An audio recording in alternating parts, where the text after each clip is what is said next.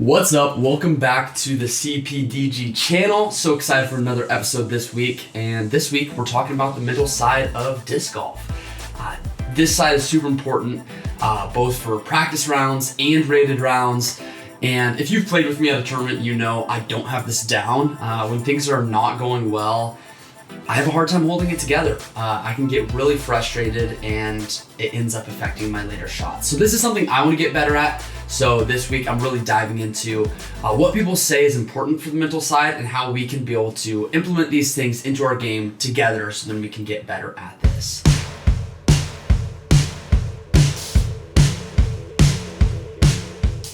So for this video, I'm going to be primarily referencing a book called Disc Golf Strategy and Tactics, written by Patrick McCormick. In chapter 22, he talks about the mental side of disc golf. And so we're going to be looking through that and what he says is helpful to implement as habits and mindsets to be able to be more successful at our mental game. So in this chapter, McCormick talks about two kind of voices that are in our head that really affect why we do what we do. And the first one is the bully, and the second one is the ego. The bully says things like, "You're not good enough," or "Who do you think you are?" And this kind of represents our self-doubt that's internalized. And I know for me especially, I really deal with this. When I'm out playing and I'm just not playing well, I start to doubt myself and my abilities. And so the bully is the first voice in our head that we need to be able to recognize and figure out how we can defeat. And what McCormick says is the easiest way to do this is just to recognize it. Recognize that the bully is there and that the bully is telling you lies. The bully is not truthful. It's just being mean. And it's just doubt. It's not truth. So if we can recognize the bully and say, okay, I hear what it's saying, but it's not true, right? I've put in practice. I know I'm a solid player, and I know I can succeed. So by recognizing it and then going against what it's saying and speaking truth, you're able to defeat the bully. So the second of these voices in our head is the ego. And McCormick says that our ego shows itself in one of two forms. The first being really puffed up, really loud and obnoxious. And by having this big ego and having to let everyone else know, really that's just a sign of low self-confidence. You don't actually trust yourself. You don't think the people around you are going to recognize your abilities. And so you have to make yourself bigger than life and kind of make up for your low self-confidence. And the other side that the ego can show itself is by hiding it.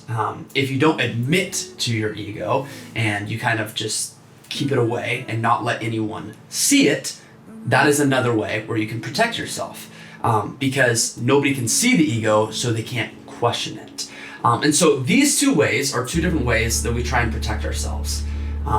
Neither are healthy, but both are things that people do. I think I actually kind of exhibit both of these depending on how I'm playing, which is probably really not healthy. When I'm playing really well, I kind of lean into this second category where I kind of downplay myself, kind of hide my ego, so then nobody can question it. If I'm throwing all these great shots, I'm just like, oh man, like I'm just getting lucky. Oh, like this doesn't normally happen. Like, don't worry about it. You guys are gonna catch me soon. And that's not great. You know, I know that I've put in a lot of practice, and when I'm throwing good shots, that's just the fruition of that. And so doing that when I'm playing well, probably not good. But when I'm playing really poorly, I kind of lean more into this first category. Because I know I'm better than the way I'm playing, I have to really emphasize that. Like, oh man, like I am playing terrible right now. Like, I never miss that shot, or saying things like that, which clearly not healthy at all either. And so I kind of show both these sides depending on how I'm playing, and that's something I want to work on, something I want to be better at, because I'm really just trying to protect myself. And if I'm focused so much on protecting myself, I'm not going to be able to focus on my game.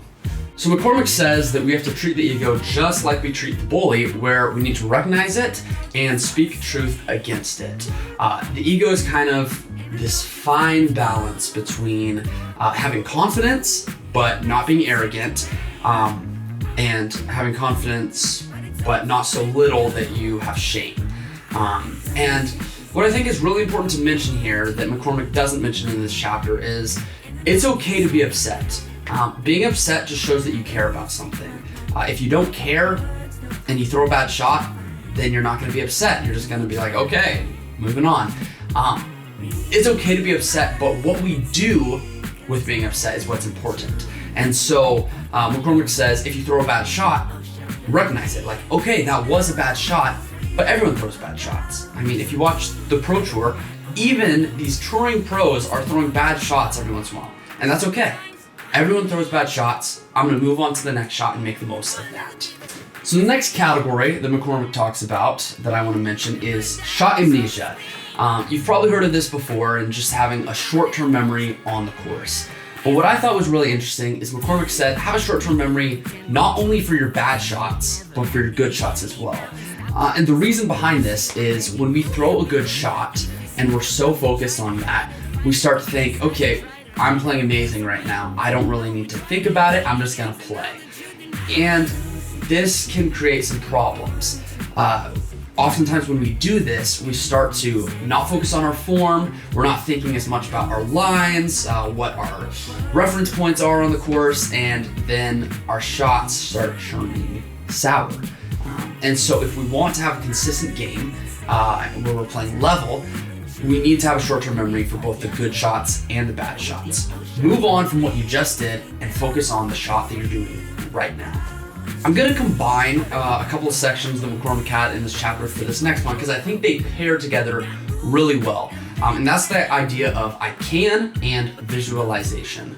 McCormick says, if you're telling yourself you can't do something before you do it, you're probably not going to do it. But if you believe in yourself, even just by telling yourself, hey, I can do this, you're going to have way more success. And he also talks about visualization, where before you even take your shot, visualize exactly what you want to happen.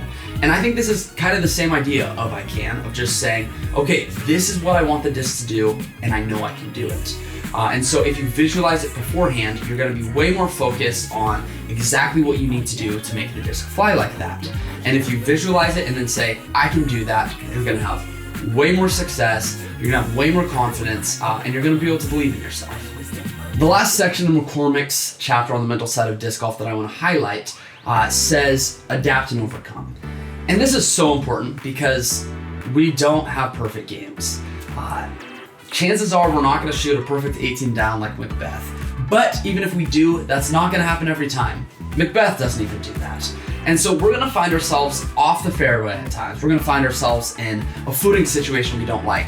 And we're going to find ourselves in spots that we've never practiced on that hole before. And that's okay. And I think that's what makes disc golf awesome, is you never know exactly what it's going to be, and you're never going to have 2 rounds exactly the same. And so when we find ourselves in these situations that aren't ideal, we need to be able to adapt and overcome. And sometimes that looks like just saying, hey, I'm going to get a bogey here.